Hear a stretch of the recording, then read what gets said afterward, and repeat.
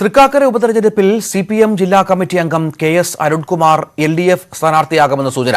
ഔദ്യോഗിക പ്രഖ്യാപനം നാളെ ഉണ്ടാകുമെന്നാണ് പ്രതീക്ഷ. എന്നാൽ സ്ഥാനാർത്ഥിത്വം സംബന്ധിച്ച വാർത്തകളോട് മുതിർന്ന നേതാക്കൾ പ്രതികരിച്ചില്ല.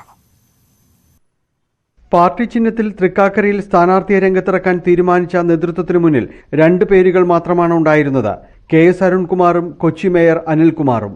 മേയർ പദവിയിൽ അനിൽകുമാർ തുടരുന്നതാണ് ഉചിതമെന്ന തീരുമാനത്തെ തുടർന്ന് അരുൺകുമാർ എന്ന ഒറ്റപ്പേരിലേക്ക് ചർച്ചകൾ കേന്ദ്രീകരിച്ചു. ഉപതെരഞ്ഞെടുപ്പിനെ രാഷ്ട്രീയമായി നേരിടുക എന്ന ആശയത്തിനാണ് CPM ഊന്നൽ നൽകുന്നത്. P.T. തോമസിന്റെ ഭാര്യ എന്ന നിലയിൽ UDF സ്ഥാനാർത്ഥി ഉമ തോമസിന് അനുകൂലമായ സഹതാപതരംഗം മറികടക്കാൻ രാഷ്ട്രീയ പ്രചാരണങ്ങൾ വേണമെന്ന നിലപാടിലാണ് ഇടതുമുന്നണിയും എത്തിച്ചേർന്നത്. അതുകൊണ്ടാണ് CPMന്റെ യുവനേതാവിലേക്ക് സ്ഥാനാർത്ഥിത്വം എത്തുന്നത്. എന്നാൽ സ്ഥിരീകരണത്തിന് നേതാക്കൾ തയ്യാറായില്ല. ഇടതുപക്ഷ ജനാധിപത്യ മുന്നണി സ്ഥാനാർത്ഥിയെ ഇതുവരെ നിശ്ചയിച്ചിട്ടില്ല. CPM നിശ്ചയിച്ചു കഴിഞ്ഞിട്ടില്ല. നിശ്ചയിച്ചു കഴിഞ്ഞാൽ അതിന്റെ പ്രോസസ് പൂർത്തിയാക്കി നിമിഷത്തിനകം തന്നെ നിങ്ങളെ അറിയിക്കും. ഞങ്ങൾ സ്ഥാനാർത്ഥി ആലോചിച്ച് വരുന്നേ ഉള്ളൂ. നിങ്ങൾ നിങ്ങളുടെ സ്ഥാനാർത്ഥിയിലേക്ക് എങ്ങനെ എത്തിയെന്ന് നിങ്ങളായിരിക്കും വിശദീകരിക്കേണ്ടി വരിക. ഞങ്ങൾ നാളെ ഇതിനെക്കുറിച്ച് ആലോചിക്കാൻ വരുന്നേ ഉള്ളൂ. ജില്ലാ സെക്രട്ടേറിയറ്റിന് ശേഷം ജില്ലാ കമ്മിറ്റിയും ചേരും. മണ്ഡലം കമ്മിറ്റിയിലും തീരുമാനം അറിയിക്കും. സംസ്ഥാന സമിതിയുടെ അംഗീകാരം കൂടി ലഭിക്കുന്നതോടെ ഔദ്യോഗിക പ്രഖ്യാപനമുണ്ടാകും. നാളെ ജില്ലാ ഇടതുമുന്നണി യോഗവും ചേരും. ന്യൂസ് 18 കൊച്ചി. തൃക്കാക്കര മണ്ഡലത്തിൽ ഇടതുമുന്നണി സ്ഥാനാർത്ഥിയായി പ്രഖ്യാപിക്കുന്നതിന് മുൻപേ കെ.എസ്. അരുൺകുമാറിനായി ചുവരെഴുത്ത്. ദൃശ്യങ്ങൾ പുറത്തു വന്നതിന് പിന്നാലെ ചുവരെഴുത്തുകൾ നീക്കം ചെയ്തു. സനോജ് സുരേന്ദ്രന്റെ റിപ്പോർട്ട്. LDF സ്ഥാനാർത്ഥി കെ.എസ്. അരുൺകുമാറിനായി എഴുതിയ ചുവരെഴുത്താണ് ഇപ്പോൾ നീക്കം ചെയ്തിട്ടുള്ളത്. സ്ഥാനാർത്ഥി പ്രഖ്യാപനത്തിന് മുമ്പേ ഇത്തരത്തിൽ എഴുതിയ ചുവരെഴുത്ത് പാർട്ടിയുടെ നിർദ്ദേശത്തോടെയാണ് ഇപ്പോൾ നീക്കം ചെയ്തിട്ടുള്ളത്. കെ.എസ്. അരുൺകുമാറാണ് സ്ഥാനാർത്ഥി എന്ന തരത്തിൽ മാധ്യമങ്ങളിൽ വാർത്തകൾ നിറഞ്ഞതിന് പിന്നാലെയാണ് പാർട്ടി പ്രവർത്തകരുടെ നേതൃത്വത്തിൽ മണ്ഡലത്തിന്റെ വിവിധ ഇടങ്ങളിൽ ചുവരെഴുത്തുകൾ ആരംഭിച്ചത്. LDF സ്ഥാനാർത്ഥി സഖാബ് കെ.എസ്. അരുൺകുമാറിനെ വിജയിപ്പിക്കുക എന്ന് ആവശ്യപ്പെട്ടുകൊണ്ട് അരിവാൾ ചുറ്റിക നക്ഷത്രം ആലേഖനം ചെയ്ത ചുവരെഴുത്താണ് ഇങ്ങനെ പൂർണ്ണമായും നീക്കം ചെയ്തിട്ടുള്ളത്. രാവിലെ മാധ്യമപ്രവർത്തകരെ കണ്ടപ്പോൾ LDF കൺവീനറായിട്ടുള്ള EP ജയരാജൻ വ്യക്തമാക്കിയത് തങ്ങളുടെ പാർട്ടിക്ക് ചില ഘടനകളുണ്ട്. അതിന്റെ അടിസ്ഥാനത്തിലാവും സ്ഥാനാർത്ഥിയെ പ്രഖ്യാപിക്കുക. മാധ്യമങ്ങളിൽ വരുന്ന വാർത്തകൾ പോലെ ആവില്ല സ്ഥാനാർത്ഥി നിർണയമെന്ന് അദ്ദേഹം വ്യക്തമാക്കുകയുണ്ടായി. ഒപ്പം തന്നെ പാർട്ടി സംഘടനാ സംവിധാനത്തിൽ നിന്നും ഒരു വാർത്തകൾ പോലും മാധ്യമങ്ങൾക്ക് ചോർത്തി ലഭിക്കുകയില്ല. നിങ്ങൾ പറയുന്നത് കള്ളമാണ് എന്ന തരത്തിലായിരുന്നു EP ജയരാജന്റെ പ്രസ്താവന. എങ്കിലും കെ.എസ്. അരുൺകുമാർ തന്നെയാണ് ഇടതുമുന്നണി സ്ഥാനാർത്ഥി എന്ന തരത്തിൽ വ്യാപകമായി വാർത്തകൾ വന്നതിന് പിന്നാലെയാണ് ഇത്തരത്തിൽ ചുവരുകൾ എഴുതി തുടങ്ങിയത്. എന്നാൽ ഈ ചുവരുകളുടെ ചിത്രങ്ങൾ നവമാധ്യമങ്ങളിൽ സജീവമായതിന് പിന്നാലെ പാർട്ടി നിർദ്ദേശത്തെ തുടർന്ന് ഇപ്പോൾ പൂർണ്ണമായും നീക്കം ചെയ്തിരിക്കുകയാണ്. നമുക്കറിയാം, ഇപ്പോൾ ദൃശ്യങ്ങളിൽ കാണുന്നത് പോലെ തന്നെ തിരിച്ചറിയാൻ കഴിയാത്ത വിധമാണ് ഈ എഴുതിയ ചുവരുകൾ ഇപ്പോൾ പൂർണ്ണമായും മായ്ച്ചു കളഞ്ഞിട്ടുള്ളത്. ഉച്ചയോടുകൂടിയായിരുന്നു ഇവിടെ ഈ ചുവരെഴുത്ത് ആരംഭിച്ചത്. എന്തായാലും പാർട്ടിയുടെ ശക്തമായ നിർദ്ദേശം, പ്രത്യേകിച്ച് CPMന്റെ സംഘടനാ സംവിധാന പ്രകാരം പാർട്ടിയെ ഔദ്യോഗികമായി പ്രഖ്യാപിക്കുന്നതിന് മുൻപേ ഇത്തരത്തിൽ ചുവരെഴുതിയത് വലിയ തോതിൽ വിമർശനത്തിന് ഇടയാക്കിയിട്ടുണ്ട്. ഇതിന്റെ അടിസ്ഥാനത്തിലാണ് പാർട്ടിയിൽ നിന്നും ശക്തമായ നിർദ്ദേശം വന്നത്. ഈ നിർദ്ദേശത്തിനൊടുവിലാണ് ഇപ്പോൾ എഴുതിയ ചുവരുകൾ പൂർണ്ണമായും നീക്കം ചെയ്തിട്ടുള്ളത്. ഇടുക്കി ഉപ്പുതോടിൽ PT.യുടെ കല്ലറയിൽ വന്ദിച്ച് രാഷ്ട്രീയ യാത്ര തുടങ്ങി ഉമ തോമസ്. P.T. തോമസിന്റെ ജന്മനാട്ടിൽ കുടുംബത്തെയും നാട്ടുകാരെയും ചേർത്ത് പിടിച്ചായിരുന്നു തൃക്കാക്കരയിലേക്കുള്ള ഉമയുടെ യാത്ര. PT സഞ്ചരിച്ച വഴിയിൽ PT.യുമൊത്തുള്ള ഓർമ്മകൾ ന്യൂസ് 18 പ്രതിനിധി MS സനീഷ് കുമാറുമായി ഉമ പങ്കുവച്ചു. സ്ഥാനാർത്ഥി പ്രഖ്യാപനത്തിന് പിന്നാലെ ഇന്നലെ വൈകിട്ട് P.T. തോമസിന്റെ ജന്മനാട്ടിലേക്കായിരുന്നു ഉമ തോമസിന്റെ യാത്ര. P.T.യുടെ കുടുംബത്തോടൊപ്പം കഴിഞ്ഞ ശേഷം ഇന്ന് രാവിലെ ഉപ്പുതോട് പള്ളിയിലേക്കായിരുന്നു ആദ്യ യാത്ര.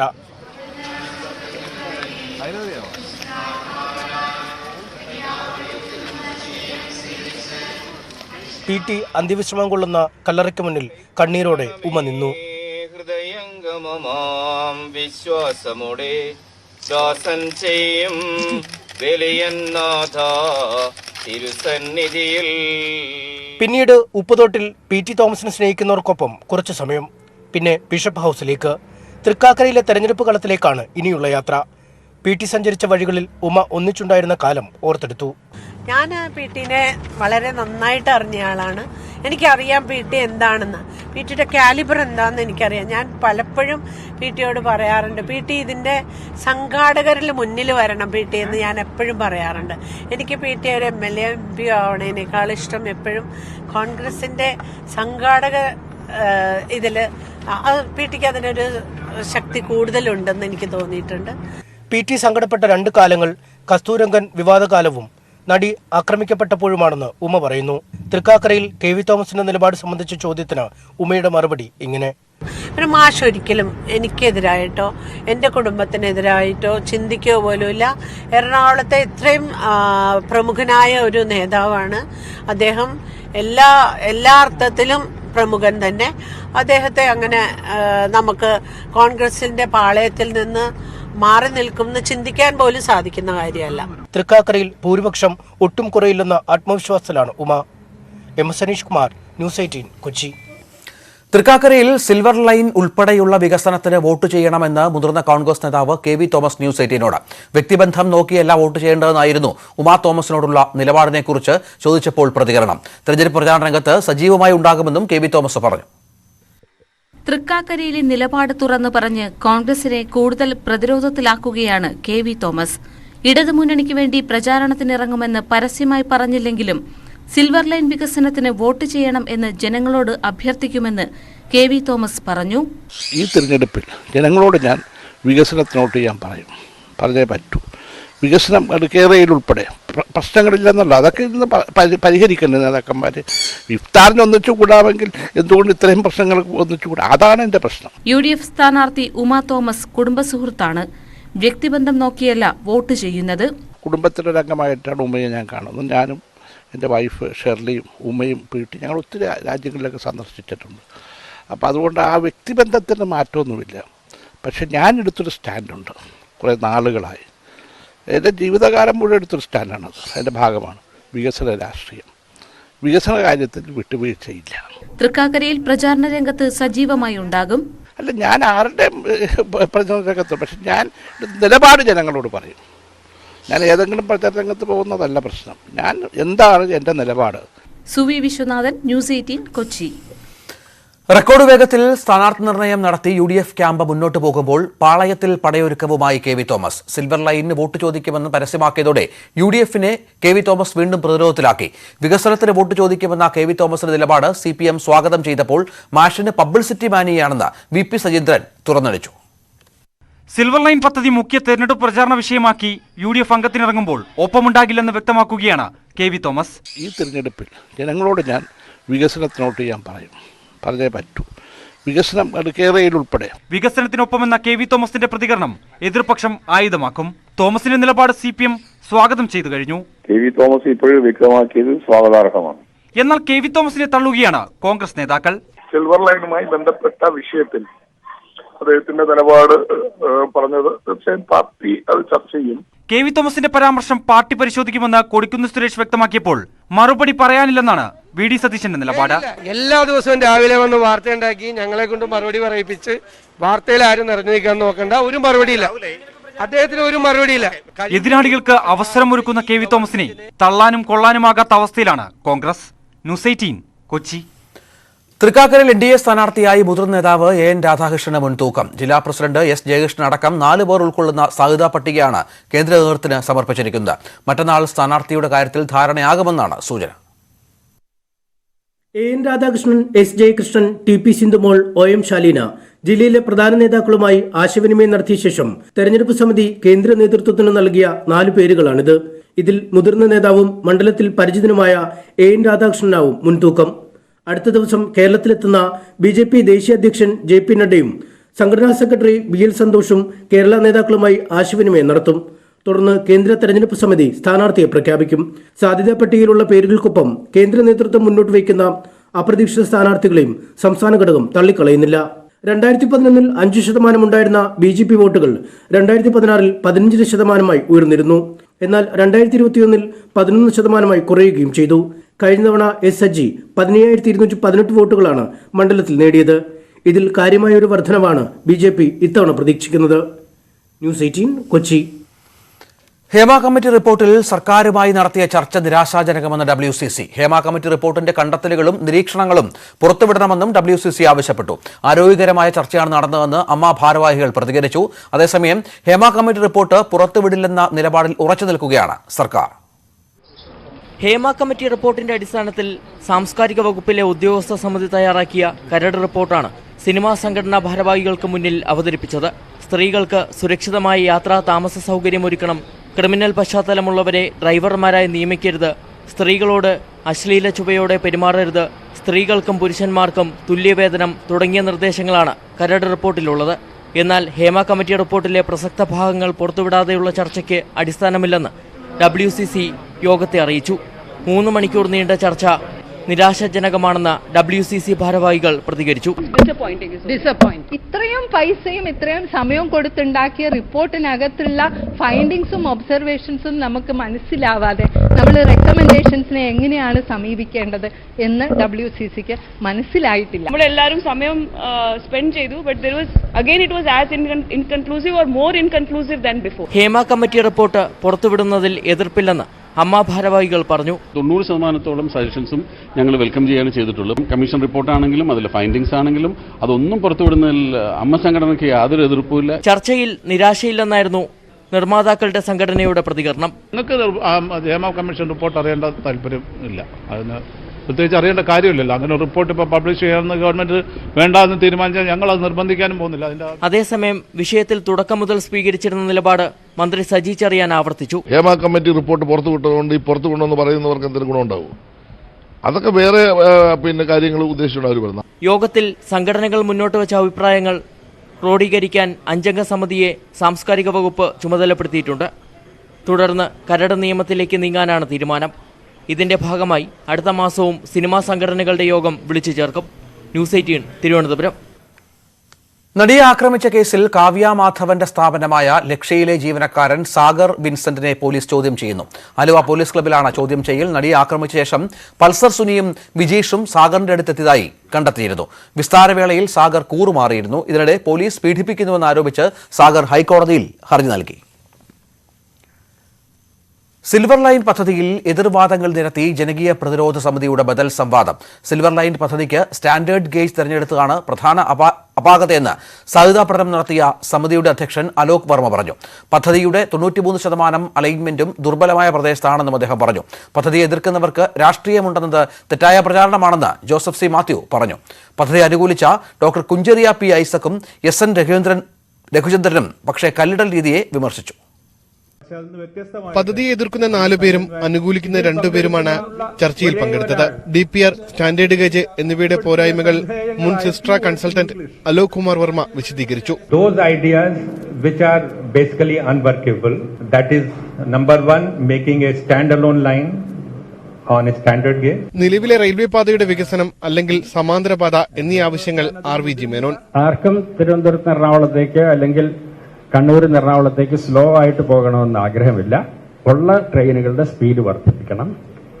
അതിന് ആവശ്യം വേണ്ടത് പാതകളുടെ ഇരട്ടിപ്പിക്കലാണ്. ജോസഫ് സി മാത്യു, ശ്രീധർ രാധാകൃഷ്ണൻ എന്നിവരും പദ്ധതിയുടെ എതിർവാദങ്ങൾ നിരത്തി. ഞാൻ LDFന് മാത്രം വോട്ട് ചെയ്തിട്ടുള്ള ആളാണ്. നാളെയും തെരഞ്ഞെടുപ്പ് വന്നാൽ ചിലപ്പോൾ അത് തന്നെയായിരിക്കും ചെയ്യുക. എന്റെ മുന്നിൽ മറ്റു ഓപ്ഷനുകൾ ഇലക്ട്രൽ ആയിട്ടില്ല. പക്ഷെ പദ്ധതി എതിർക്കുന്ന UDF LDF എന്നുള്ള ബൈനറിയിലാണെന്ന് പറയുന്നത് ശരിയല്ല. പദ്ധതിയെ അനുകൂലിക്കുമ്പോഴും KTU മുൻ vice chancellor doctor Kuncheria P Isaac നിലവിലെ കല്ലിടൽ രീതിയെ വിമർശിച്ചു. ആവശ്യമില്ലാതെ ചില ഉദ്യോഗസ്ഥരുടെ ഒക്കെയുള്ള ആവേശം ആവാം. അടുക്കളയിൽ പോയി കല്ലിടേണ്ട ആവശ്യമില്ലാതെ ആരോട് പറഞ്ഞല്ലേ. അതില്ലെങ്കിലും പഠനം നടത്താം. നീതി ആയോഗിന്റെ അനുമതി പദ്ധതിക്ക് ലഭിച്ചിട്ടുണ്ടെന്നും ലഭിച്ചിട്ടില്ല എന്ന് പറയുന്നവർക്ക് രാഷ്ട്രീയ ലക്ഷ്യമുണ്ടെന്നും SN രഘുചന്ദ്രൻ നായർ ആരോപിച്ചു. അപ്പൊ അപ്രൂവൽ ഇല്ലാന്നൊരു സൈഡ് പറയും, ഏത് കഴിഞ്ഞിട്ട് പറയുന്നത് നിർമ്മല സീതാറാം ഇത് പറയും. ആരാ രാഷ്ട്രീയം കളിക്കുന്നത്? നിർമ്മല സീതാറാമാണോ രാഷ്ട്രീയം കളിക്കുന്നത്? ചർച്ചയ്ക്ക് ക്ഷണിച്ചിരുന്നെങ്കിലും കേരയിൽ MDയോ സർക്കാർ പ്രതിനിധിയോ സംവാദത്തിൽ പങ്കെടുത്തില്ല. ന്യൂസ് 18 തിരുവനന്തപുരം. കേരയിൽ കല്ലുകൾ പിഴുതുമാറ്റുന്നത് പൊതുമുതൽ നശിപ്പിക്കുന്നതായി പരിഗണിക്കാനാകുമോ എന്നതിൽ കണ്ണൂർ എടക്കാട് പോലീസ് നിയമോപദേശം തേടി. കണ്ണൂർ DCC പ്രസിഡന്റ് ഉൾപ്പെടെയുള്ളവർക്കെതിരെ കേരയിൽ സമരത്തിന് കേസെടുത്ത സാഹചര്യത്തിലാണ് പോലീസിന്റെ നീക്കം. സർവേക്കല്ല് പിഴുതെടുക്കുന്നത് പൊതുമുതൽ നശിപ്പിക്കൽ തടയുന്ന നിയമത്തിന്റെ പരിധിയിൽ വരുമോ എന്നതിലാണ് വ്യക്തത തേടുന്നത്. അപ്രതീക്ഷിതമായി പലിശ നിരക്ക് ഉയർത്തി സാമ്പത്തിക മേഖലയെ അമ്പരപ്പിച്ച റിസർവ് ബാങ്ക്. ബാങ്കുകൾക്ക് റിസർവ് ബാങ്ക് നൽകുന്ന വായ്പയുടെ പലിശയായ റിപ്പോ 40 പോയിന്റ് ഉയർത്തി 4.4%. വിലപ്പെരുപ്പ തോത് നിയന്ത്രിക്കുകയാണ് ലക്ഷ്യം. അമേരിക്കയുടെ കേന്ദ്ര ബാങ്കായ ഫെഡറൽ റിസർവ് പലിശ നിരക്ക് ഉയർത്താൻ ഒരുങ്ങുന്നുവെന്ന മുന്നറിയിപ്പുകൾക്കിടെയാണ് റിസർവ് ബാങ്ക് ഇടപെടൽ. 2019 ഫെബ്രുവരിക്ക് ശേഷം ആദ്യമായാണ് വർധനവ്. 2 മാസത്തിൽ ഒരിക്കൽ ചേരുന്ന പണനയ അവലോകന സമിതി യോഗത്തിലാണ് നിരക്ക് പുതുക്കാറുള്ളത്. അതിന് വിരുദ്ധമായി ഇന്ന് അപ്രതീക്ഷിതമായി ഗവർണർ ശക്തികാന്ത ദാസ് ഇക്കാര്യം പ്രഖ്യാപിക്കുകയായിരുന്നു. മണ്ണെണ്ണ വില വീണ്ടും കൂട്ടി. ലിറ്ററിന് 3 രൂപയാണ് കൂട്ടിയത്. ഇതോടെ 1 ലിറ്റർ മണ്ണെണ്ണയുടെ വില 84 രൂപയായി. വില വർധനയ്ക്കെതിരെ ശക്തമായ പ്രതിഷേധം തുടരുന്നതിനിടെയാണ് വീണ്ടും വില കൂട്ടിയത്. കഴിഞ്ഞ മാസം 81 രൂപയായിരുന്നു വില. വില കുറയുമെന്ന പ്രതീക്ഷയിൽ കഴിഞ്ഞ മാസം വിതരണക്കാർ മണ്ണെണ്ണ എടുത്തിരുന്നില്ല. അതിൽ ഏപ്രിൽ മെയ് മാസങ്ങളിലെ മണ്ണെണ്ണയ്ക്ക് ഇനി പുതിയ വില നൽകേണ്ടി വരും. KSRTC ശമ്പള പ്രതിസന്ധിയിൽ നാളെ ചർച്ച. അംഗീകൃത തൊഴിലാളി യൂണിയനുകളുമായി ഗതാഗത മന്ത്രി ആന്റണി രാജുവാണ് ചർച്ച നടത്തുക. ഉച്ചയ്ക്ക് ശേഷം മന്ത്രിയുടെ ചേംബറിലാണ് യോഗം. ശമ്പളം നാളെ ലഭിച്ചില്ലെങ്കിൽ അർദ്ധരാത്രി മുതൽ പണിമുടക്കുമെന്ന് പ്രതിപക്ഷ യൂണിയനുകൾ അറിയിച്ചിരുന്നു. ശമ്പളം നൽകാൻ മന്ത്രി കൂടുതൽ സമയം ആവശ്യപ്പെടും. കോഴിക്കോട് ബൈപ്പാസിലെ വൃക്ഷത്തൈ നടൽ ക്രമക്കേടിലെ അന്തിമ റിപ്പോർട്ടിലും ഡെപ്യൂട്ടി കൺസർവേറ്റർ NT സാജൻ ഗുരുതര വീഴ്ച വരുത്തിയെന്ന് കണ്ടെത്തൽ. വനംവകുപ്പിലെ മിനിസ്റ്റീരിയൽ ജീവനക്കാരെ ഒഴിവാക്കിയുള്ള അന്തിമ റിപ്പോർട്ട് ഫോറസ്റ്റ് കൺസർവേറ്റർ ദേവപ്രസാദ് സർക്കാരിന് കൈമാറി. News 18 exclusive. 2018 NT Sajan IFS social forestry വിഭാഗം ഡെപ്യൂട്ടി കൺസർവേറ്റർ ആയിരിക്കെയാണ് വൃക്ഷത്തൈ നടൽ പദ്ധതിയിൽ ക്രമക്കേട് നടന്നത്. കോഴിക്കോട് ബൈപ്പാസ് റോഡ് വീതി കൂട്ടലിന്റെ ഭാഗമായി മുറിക്കുന്ന 2357 മരങ്ങൾക്ക് പകരം 26,000 വൃക്ഷത്തൈ നടൽ പദ്ധതിയിലായിരുന്നു ക്രമക്കേട്. NT സാജൻ ഉൾപ്പെടെ 13 വനംവകുപ്പ് ഉദ്യോഗസ്ഥരുടെ ഗുരുതര വീഴ്ച വ്യക്തമാക്കുന്ന report inspection and evaluation conservator Devaprasad സമർപ്പിച്ചിരുന്നു. സംഭവത്തിൽ പങ്കില്ലെന്നും ഉന്നത ഉദ്യോഗസ്ഥരുടെ നിർദ്ദേശപ്രകാരമാണ് എസ്റ്റിമേറ്റ് തയ്യാറാക്കിയതെന്നും കാണിച്ച് മിനിസ്റ്റീരിയൽ ജീവനക്കാർ രംഗത്ത് വന്നിരുന്നു. തുടർന്നാണ് ദേവപ്രസാദ് അന്തിമ റിപ്പോർട്ട് തയ്യാറാക്കിയത്. ഈ റിപ്പോർട്ടിലും NT Sajan, range officer Padmanabhan എന്നിവരുടെയും പങ്ക് വ്യക്തമാക്കുന്നുണ്ട്. ഇരുവരും മുട്ടിൽ മരമുറിക്കേസിൽ പ്രതികളുമായി നിരന്തരമായി ഫോണിൽ സംസാരിച്ചതിന്റെ രേഖകൾ പുറത്തു വന്നിരുന്നു. സാജൻ 3.5 മാസവും പത്മനാഭൻ ഈ മാസവും വിരമിക്കാനിരിക്കെയാണ് വൃക്ഷത്തൈ ക്രമക്കേട് പുറത്തുവരുന്നത്. മുഖ്യമന്ത്രിയുടെ ഓഫീസിലെ ഉന്നത ഇടപെടലാണ് സാജനും പത്മനാഭനും ഉൾപ്പെടെയുള്ളവർക്കെതിരെയുള്ള നടപടി വൈകാൻ കാരണമെന്ന് ആക്ഷേപമുണ്ട്. അതേസമയം നടപടി വേണമെന്ന ഉറച്ച നിലപാടിലാണ് വനം സെക്രട്ടറിയും വനം വകുപ്പ് മേധാവിയും. മിനിസ്റ്റീരിയൽ ജീവനക്കാരെ ഒഴിവാക്കിക്കൊണ്ടുള്ള അന്തിമ റിപ്പോർട്ടിലും NT സാജൻ IFSന്റെ പേരുണ്ട്. ഗുരുതര വീഴ്ച വരുത്തിയ ഉന്നത ഉദ്യോഗസ്ഥർക്കെതിരെ നടപടിയെടുക്കാൻ വനം മന്ത്രി അടുത്ത ദിവസം തന്നെ ശുപാർശ ചെയ്യും. S Vinesh Kumar, news 18 Kozhikode. കരിപ്പൂർ സ്വർണ്ണക്കടത്തു കേസിലെ പ്രതി അർജുൻ ആയങ്കിക്കെതിരെ കാപ്പ വകുപ്പ് ചുമത്തിയുള്ള നടപടിക്കൊരുങ്ങി Kannur police. City police commissioner R Elango സംബന്ധിച്ച് കണ്ണൂർ കളക്ടർക്ക് റിപ്പോർട്ട് നൽകി. ഓപ്പറേഷൻ കാവലിന്റെ ഭാഗമായാണ് നടപടി. സ്വർണ്ണക്കടത്ത്, കൊട്ടേഷൻ കേസുകളിൽ സ്ഥിരം കുറ്റവാളിയാണെന്ന് ചൂണ്ടിക്കാണിച്ചാണ് പോലീസ് റിപ്പോർട്ട്. ശുപാർശ അംഗീകരിച്ചാൽ ആയങ്കിക്ക് നിശ്ചിതകാലത്തേക്ക് ജില്ലയിൽ പ്രവേശിക്കാനാവില്ല. CPM പയ്യന്നൂർ ഏരിയയിൽ രക്തസാക്ഷി കുടുംബ സഹായ ഫണ്ടിൽ തിരിമറി നടന്നതായി ആക്ഷേപം. CV ധനരാജ് രക്തസാക്ഷി ഫണ്ടിലാണ് 42 ലക്ഷം രൂപയുടെ ക്രമക്കേട് നടന്നതായി പരാതി ഉയരുന്നത്. രക്തസാക്ഷി കുടുംബത്തെ സഹായിക്കാൻ സ്വരൂപിച്ച പണത്തെ സംബന്ധിച്ച് ആരോപണമുയർന്നത് കണ്ണൂർ ജില്ലയിൽ CPMനെ പ്രതിസന്ധിയിലാക്കി. പയ്യന്നൂരിൽ തെരഞ്ഞെടുപ്പ് ഫണ്ട് ക്രമക്കേട് വിവാദമായി നിൽക്കുന്ന പശ്ചാത്തലത്തിലാണ് രക്തസാക്ഷി കുടുംബ സഹായ ഫണ്ടിനെ സംബന്ധിച്ചുള്ള ആക്ഷേപവും ഉയരുന്നത്. രക്തസാക്ഷി CV ധനരാജിന്റെ കുടുംബത്തെ സഹായിക്കാൻ 1 കോടി രൂപയോളം ഫണ്ട് ലഭിച്ചതായാണ് വിവരം. കുടുംബാംഗങ്ങളുടെ പേരിൽ 18 ലക്ഷം രൂപ സ്ഥിര നിക്ഷേപം നടത്തിയിട്ടുണ്ട്. വീട് നിർമ്മാണത്തിനായി 25 ലക്ഷത്തിലധികം രൂപ ചിലവഴിച്ചു. ബാക്കി വന്ന 42 ലക്ഷം രൂപയെ സംബന്ധിച്ചാണ് ആക്ഷേപം. പയ്യന്നൂരിലെ 2 CPM നേതാക്കളുടെ പേരിലുള്ള ജോയിന്റ് അക്കൗണ്ടുകളിൽ 42 ലക്ഷം രൂപ സ്ഥിര നിക്ഷേപമാക്കിയിരുന്നു. ഇതിന് ലഭിച്ച പലിശയെക്കുറിച്ചും വ്യക്തതയില്ല. പിന്നീട് സ്ഥിര നിക്ഷേപം പിൻവലിച്ചു. ഈ തുക party Payyanur area committee office കെട്ടിട നിർമ്മാണ ഫണ്ടിലേക്ക് മാറ്റിയെന്നാണ് അധികൃതരുടെ വിശദീകരണം. 2021 നിയമസഭാ തെരഞ്ഞെടുപ്പ് fund, Payyanur area committee office കെട്ടിട നിർമ്മാണ ഫണ്ട് എന്നിവയിൽ തിരിമറി നടന്നിട്ടുള്ളതായ ആരോപണത്തിൽ 2 അംഗ കമ്മീഷൻ അന്വേഷിച്ച് നടപടിക്ക് ശുപാർശ ചെയ്തിരുന്നു. ന്യൂസ് 18 കണ്ണൂർ. രാഷ്ട്രീയ കേരളത്തിൽ കോളിളക്കം സൃഷ്ടിച്ച TP ചന്ദ്രശേഖരൻ വധം നടന്നിട്ട് ഇന്നേക്ക് 10 വർഷം. നെയ്യാറ്റിൻകര ഉപതെരഞ്ഞെടുപ്പിന് തൊട്ടുമുമ്പായിരുന്നു കേരള മനസാക്ഷിയെ ഞെട്ടിച്ച കൊലപാതകം നടന്നത്. മറ്റൊരു ഉപതെരഞ്ഞെടുപ്പ് മുന്നിൽ നിൽക്കെയാണ് ഇത്തവണ ഓർമ്മദിനം കടന്നുപോകുന്നത്. ഒഞ്ചിയം വള്ളിക്കാട് ജംഗ്ഷനിൽ വെച്ച് ഇന്നോവയിലെത്തിയ സംഘം RMP നേതാവ് TP ചന്ദ്രശേഖരനെ നിഷ്ഠൂരമായി വെട്ടിക്കൊലപ്പെടുത്തിയത് 2012 മെയ് 4-നായിരുന്നു. ഒരു പതിറ്റാണ്ടുകാലം TP വധവുമായി ബന്ധപ്പെട്ടുള്ള ആരോപണ പ്രത്യാരോപണങ്ങൾ ഉയർന്നു കേട്ടതായിരുന്നു ഓരോ ദിനങ്ങളും. TP വധവുമായി ബന്ധപ്പെട്ട് CPM ആയിരുന്നു പ്രതിസ്ഥാനത്ത്. CPMന്റെ ചരിത്രത്തിൽ രാഷ്ട്രീയ കൊലപാതകങ്ങളിൽ ഇത്രത്തോളം പഴികേട്ട മറ്റൊരു സംഭവമുണ്ടായിട്ടില്ല.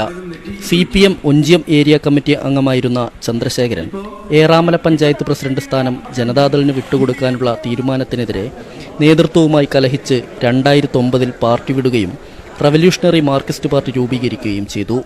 രാഷ്ട്രീയ എതിരാളികളുടെ കൊലക്കത്തിക്ക് TP ഇരയായതിൻ്റെ 9ാം വർഷം KK രമ വടകരയുടെ ചുവന്ന മണ്ണിൽ ചരിത്ര വിജയം നേടി നിയമസഭാംഗമായി.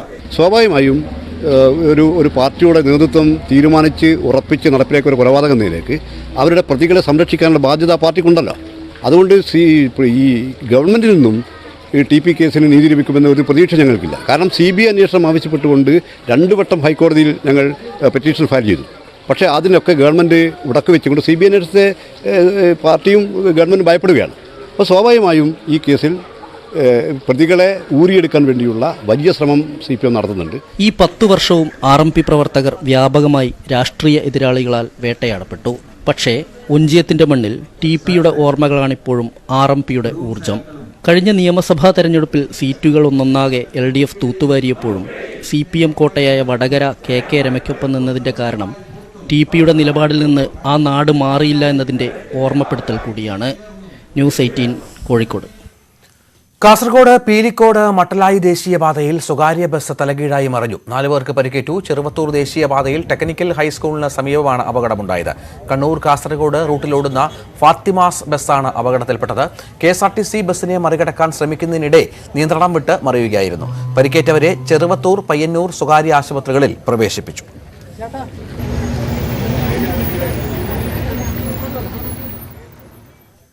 കണ്ണൂർ കരുവഞ്ചാൽ കല്ലൊടിയിൽ ആന ഇടഞ്ഞു.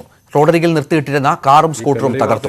ആനയെ തളയ്ക്കാനുള്ള ശ്രമം തുടരുകയാണ്. ആലക്കോട് പോലീസും ഫോറസ്റ്റ് ഉദ്യോഗസ്ഥരും സ്ഥലത്ത് ക്യാമ്പ് ചെയ്യുന്നുണ്ട്.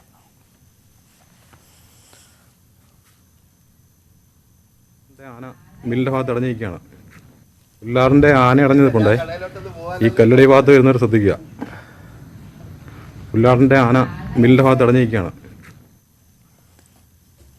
തൃശൂർ പൂരത്തിന് കൊടിയേറ്റം.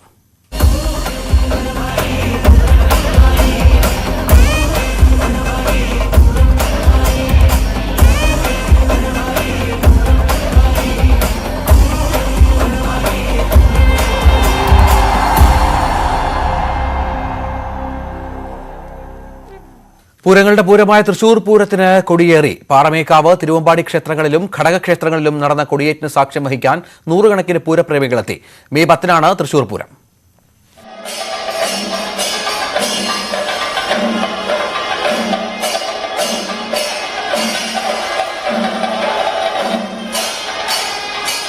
ആദ്യം പാറമേക്കാവിലാണ് കൊടിയേറിയത്.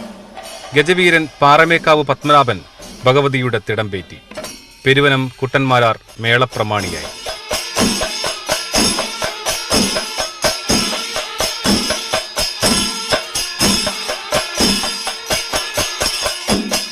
പിന്നീട് കൊടിയേറ്റ് നടന്ന തിരുവമ്പാടിയിൽ പൂരത്തിന്റെ ആവേശം വാനോളമുയർന്നു.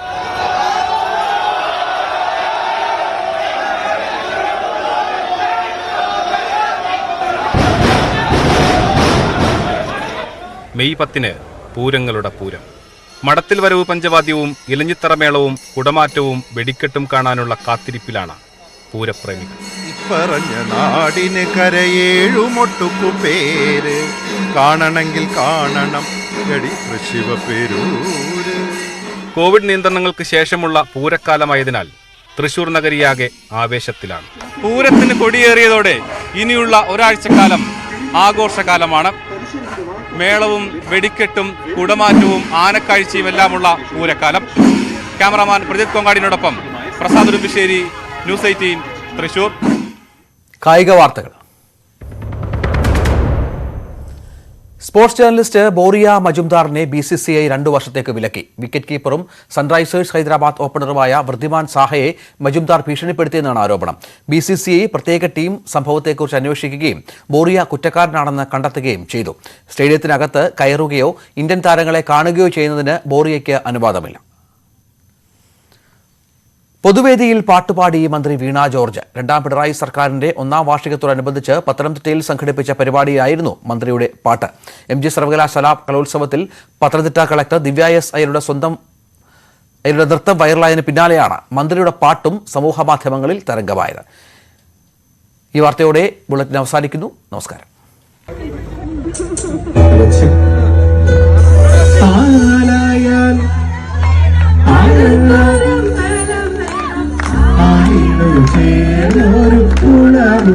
വേണം,